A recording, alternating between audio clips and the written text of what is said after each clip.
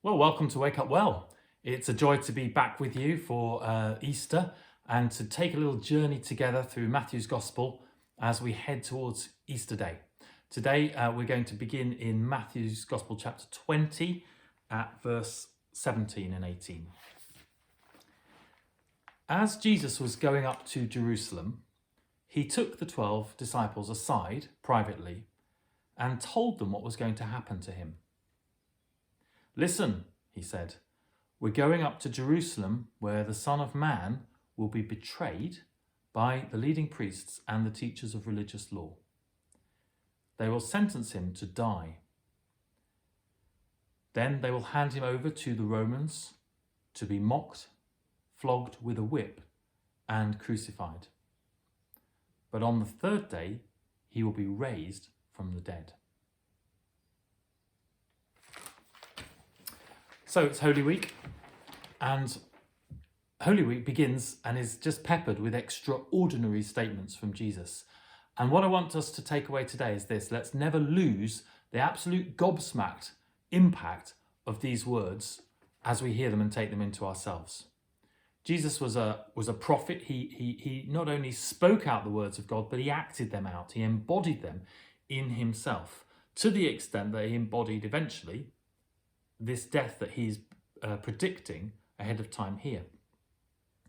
And I just think, some of the things that you hear, sometimes you look back today and you read these words, you think, oh, that's good, wise teaching, Jesus, good, wise, moral teacher. But actually the impact of the things that Jesus said were gobsmacking, were groundbreaking to the people who heard them for the first time. And they should be to you and me today. Jesus is the only one who is qualified to be our all-sufficient Saviour. So he says to his disciples, listen, we're going up to Jerusalem. I'm going to be arrested and tried and flogged and crucified. And then I'll be raised from the dead. And I don't think that his disciples would have been able to comprehend or understand what Jesus meant or what he was saying in this moment. There are other examples in the Gospels where it just says they couldn't understand what he was saying until afterwards. It's incomprehensible that the Son of God would allow this to happen, isn't it?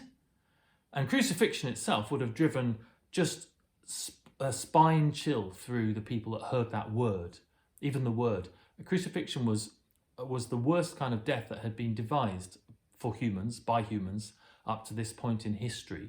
And it was reserved for the enemies of the state and the worst bottom kind of criminals.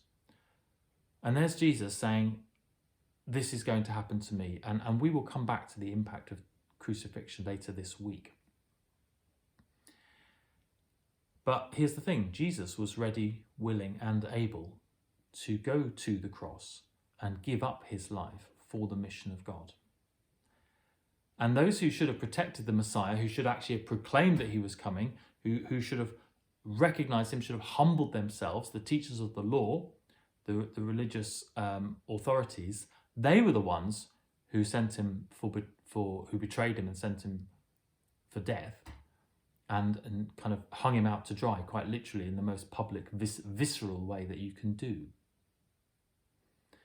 And so Holy Week is that week, isn't it, of preparation for us. And you and I might engage in perhaps a little bit more prayer this week, together or on our own, or fasting, or engage with Passover, or engage with Good Friday. It's a time when we prepare our hearts, but let me encourage you to prepare your hearts to be incredibly humble and humbled once again by that simple message of Jesus, of who he is and what he did. And whatever it is that you are going through at this time, know that Jesus also is qualified to walk with you in it and through it.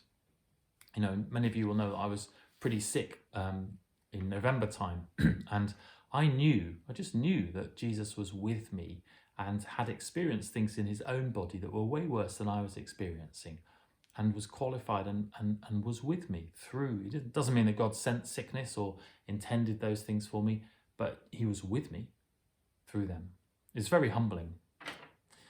So let's choose again to be absolutely gobsmacked by the words and the impact of Jesus' words. This is what he says towards a few verses later. His disciples are around him and he says, For the Son of Man came not to be served, but to serve others, and to give his life as a ransom for many. And once again, I expect that they were gobsmacked, and I hope that you and I are, just to hear those words. Hang on a minute. How is it that the king is willing to become a servant? How is it that the king becomes a ransom rather than demands a ransom or a tribute, and that people humble themselves before the king? He's doing the opposite. How is it that the Son of God, the King of the universe, says, I came not to be served, but to serve others and give my life as a ransom for many? Just let that sink in. Their heads of the disciples must have been swimming like, what? Who is this? What is it he's saying? And then Jesus proves that he has the authority to say it, because in the next few verses, we see him opening the eyes of the blind and opening the ears of the deaf. They are signs of the Messiah. He shows them. He practices what he preaches. He embodies the message of the prophet and the Son of God. So I just want to encourage you and me today, as we begin our Holy Week journey together, let's never lose that wonder and being gobsmacked at the extraordinary words and actions of Jesus, who backs up what he says is true. Let's be humbled, and let's remember that Jesus is the all-sufficient Saviour. I bless you this day.